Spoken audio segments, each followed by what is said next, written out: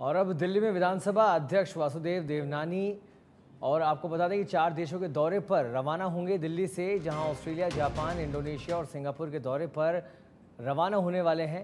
विधानसभा अध्यक्ष वासुदेव देवनानी दिल्ली से दोपहर 2:30 बजे ये रवाना होंगे। 15 दिनों के विदेश दौरे पर स्पीकर वासुदेव देवनानी रहने वाले हैं। ऑस्ट्रेलिया के कॉमनवेल्थ देशों के विधानसभा अध्यक्षों की बैठक में वो शामिल होंगे। बैठक में अपने अपने देशों के कार्यों को लेकर चर्चा की जाएगी। 3 देशों के स्टडी टूर पर अध्यक्ष देवनानी रहने वाले हैं। वन नेशन वन इलेक्शन पर देवनानी ने कहा कि यह ठीक है, विपक्ष को आलोचना करने और विरोध करने की जगह बड़ा दिल दिखाना चाहिए। मेरे साथ विधानसभा अध्यक्ष वासुदेव देवनानी जी हैं और वासुदेव देवनानी जी आज 4 देशों की यात्रा पे जा रहे हैं।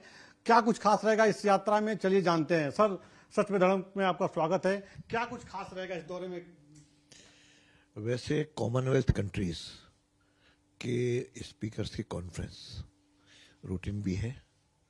इस बार वह ऑस्ट्रेलिया में हो रही है और ऑस्ट्रेलिया में विशेष रूप से 4 दिवसीय जो ये कॉन्फ्रेंस है, इसमें अलग अलग टॉपिक्स पे डिस्कशन भी होने वाले हैं। जैसे पार्लियामेंट सिस्टम में एआई का उपयोग, आर्टिफिशियल इंटेलिजेंस का, उस पर डिटेल्स होंगे। उससे कितने लाभ हैं, कितने प्रिकॉशंस हैं, कैसे ये पारदर्शिता के साथ लागू किया जा सकता है, उस विषय पे अलग कंट्रीज के, अलग स्टेट्स के स्पीकर्स अपनी राय रखेंगे। साथ में विषय तो कई हैं, लेकिन दूसरा विषय जो इम्पोर्टेंट का है वो महिलाओं के साथ समानता का व्यवहार, उनका डिस्क्रिमिनेटरी व्यवहार न हो, इसके लिए कहाँ कहाँ किस स्टेट में क्या नियम बने हुए हैं, क्या अधिनियम बने हुए हैं, क्या कानून बने हुए हैं, उसमें क्या क्या इम्प्रूव किया जा सकता है। और साथ में पार्लियामेंट ने किस तरह से अपने बेस्ट प्रैक्टिसेस के द्वारा या अपने आयामों के द्वारा किस प्रकार से पार्लियामेंट्री सिस्टम को मजबूत किया जा सकता है, इस तरह के कई विषय हैं जिस पर विचार विमर्श होगा। और साथ में पार्लियामेंट के अलग अलग जो एग्जीक्यूटिव कमिटीज़ हैं उनकी मीटिंग होगी।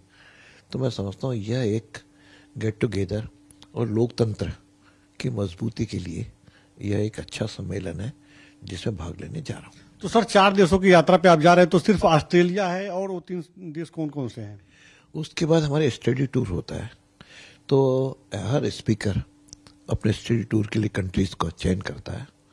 मैंने इस बार इंडोनेशिया, सिंगापुर और जापान का तय किया है।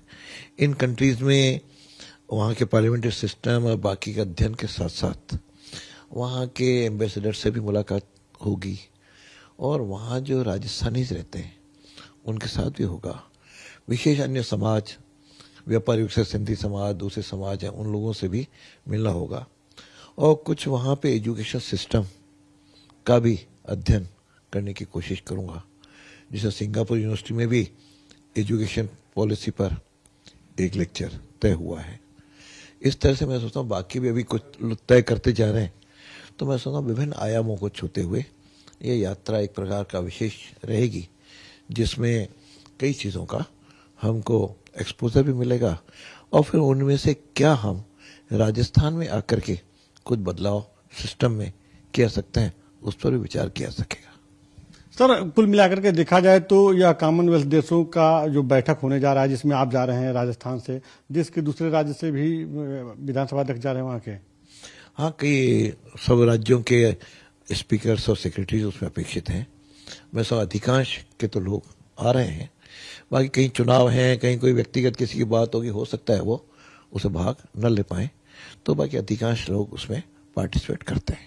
सर, एक महत्वपूर्ण सवाल ये है कि इस समय देश में वन नेशन वन इलेक्शन को लेकर चर्चा है और बाद आप जा रहे हैं, विदेश जा रहे हैं, वहाँ स्टडी टूर पे भी जा रहे हैं आप, तो क्या वहाँ पे भी इस तरह की संभावनाओं को लेकर आप लोग चर्चा करेंगे कि दूसरे देशों में क्या इस तरह के फॉर्मेट लागू हैं? तो चर्चा तो हर मुद्दे पर होगी। कुछ विधायी कार्यों में भी होगी, कुछ राजनीतिक चर्चाएं भी होंगी, कुछ सामाजिक चर्चाएं भी होंगी। उन चर्चाओं को औपचारिक भी होंगी, अनौपचारिक भी होंगी, तो उसमें नई दिशा मिलेगी। बाकी कई कंट्रीज में तय है कि किस तारीख को चुनाव होना है। मैं समझता हूँ यह एक अच्छा है, वन नेशन वन इलेक्शन जो एक देश में सोचा जा रहा है, यह भारत की जो स्थितियां हैं उसके लिए ज़्यादा अनुकूल है। कि हर राज्य में होने से लगभग कई बार लगता है 12 ही महीने हम चुनावी प्रक्रियाओं में ही, हमारा नेतृत्व, राजनीतिक दलों के नेता और प्रशासन उसी में ही व्यस्त रहता है। उसके होने से जहां ये अपने विकास की योजनाओं को अधिक समय मिल पाएगा, साथ में खर्चा भी कम होगा, जिसके कारण से कंट्री के हित में है। हाँ, उसमें आने वाली कोई जो बाधाएं हैं संवैधानिक दृष्टि से या प्रशासनिक दृष्टि से, उनको सब पार्टी के लोगों को मिल करके दूर करना चाहिए। लेकिन सर वही विपक्ष इसकी क्रिटिसाइज कर रहा है कि ये ऐसा कैसे हो सकता है, संभव नहीं है। सर विपक्ष को भी इसमें अपना बड़ा मन दिखाते हुए, इसके प्रोस कॉन्स पर विचार करते हुए अपनी नीति बनानी चाहिए। केवल विरोध के लिए विरोध करना यह लोकतंत्र के लिए उचित नहीं होगा। एक समय था जब एक समय होते ही थे, प्रारंभ में जब देश आज़ाद हुआ तो काफ़ी वर्षों तक, मुझे ध्यान है जहाँ तक 1967 तक एक ही चुनाव हुआ करता था, तो उसमें परंपराएं थी। उस समय हालांकि विपक्ष के जो लोग आज जो विपक्ष में, उस समय उनमें से कई लोग सत्ता में भी थे। इसलिए इसको राजनीतिक दृष्टि से न देखते हुए राष्ट्र हित में, देश हित में विचार किया जाना चाहिए और विपक्ष को भी इसमें सहयोग करना चाहिए। बहुत बहुत धन्यवाद सर आपको। कैमरा पर्सन युगेंद्र के साथ राजीव तिवारी, सच में धड़क, दिल्ली।